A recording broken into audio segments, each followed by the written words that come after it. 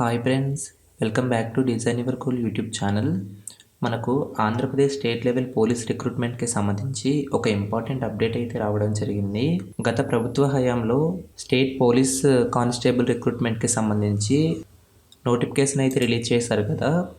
SCT police constable civil men and ఉమెన్కి సంబంధించి 3580, అలాగే SCT police constable APSP men వీటికి సంబంధించి 2520, టోటల్గా 6100 పోస్టులకైతే ప్రిలిమినరీ ఎగ్జామ్స్ కంప్లీట్ చేసుకుని ఫిజికల్ మెజర్మెంట్ టెస్ట్కి సంబంధించి ప్రిలిమినరీ పరీక్ష పాస్ అయిన అభ్యర్థులకు ఊరాట కలిగించి ఒక ఇంపార్టెంట్ అప్డేట్ అయితే ఈరోజు రావడం అయితే జరిగింది.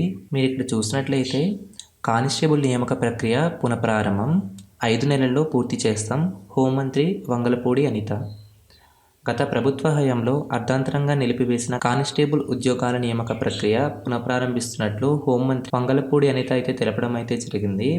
ప్రాథమిక పరీక్షలో అర్హత సాధించిన అభ్యర్థులకు రెండో దశలో దేహదారుఢ్య, శారీరక కొలతల, పిఎంటి మరియు పిఈటి పరీక్షలకు ఈ వారం రోజుల్లో దరఖాస్తుల స్వీకరణ మొదలు పెడతామని అయితే తెలపడం జరిగింది.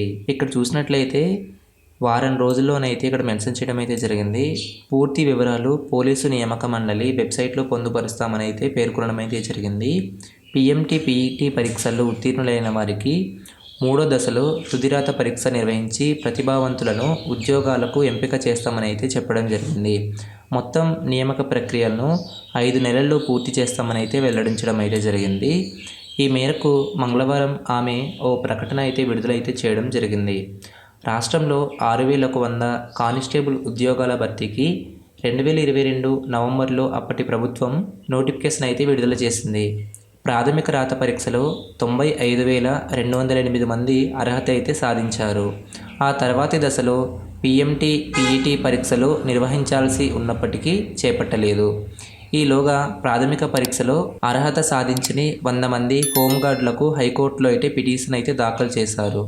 వారిని తదుపరి దశ పరీక్షలకు అనుమతించాలని న్యాయస్థానం ఇటీవల మధ్యంతర ఉత్తర్వులు అయితే జారీ చేసింది. ఈ నేపథ్యంలో న్యాయ సలహా తీసుకుని ఎంపిక ప్రక్రియను ఆగిపోయిన చోట నుంచే మళ్ళీ ప్రారంభిస్తున్నామని అయితే అనిత గారు అయితే వివరించడం అయితే జరిగింది.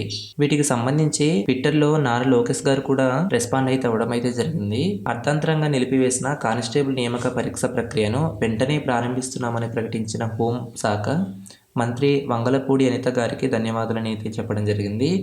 ప్రిలిమినరీ పరీక్ష తర్వాత రిక్రూట్మెంట్ రెండవ దశలో జరగాల్సిన శారీరక దేహదారుఢ్య పరీక్షలు వేర్వేరు కారణాలతో వాయిదా పడడం వల్ల తాము పడుతున్న ఇబ్బందులను ప్రజా దర్బార్కు వచ్చి నిరుద్యోగులు నా దృష్టికి అయితే తీసుకొచ్చారని చెప్పడం జరిగింది. వీరి వినతిని పరిశీలించాలని హోంమంత్రి గారికి పంపగా వారు సానుకూలంగా స్పందించి రిక్రూట్మెంట్ ప్రక్రియలో తర్వాత దశలో ప్రారంభిస్తామని ప్రకటించారు.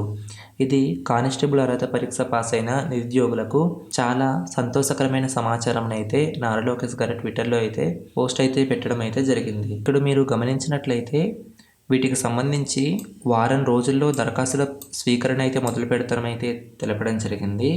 ఎవరైతే ప్రిలిమినరీ పరీక్ష పాస్ అయ్యి ఫిజికల్ మెజర్మెంట్ టెస్ట్ మరియు ఫిజికల్ ఎఫిషియన్సీ టెస్ట్కి కోసం ఎవరైతే ప్రిపేర్ అవుతున్నారో వాళ్ళకి ఈ వార్త మంచి శుభపరిమాణంగా అయితే చెప్పుకోవచ్చు.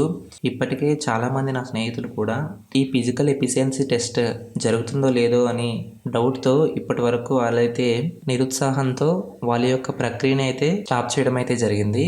ఇప్పటికీ మించిపోయింది లేదు.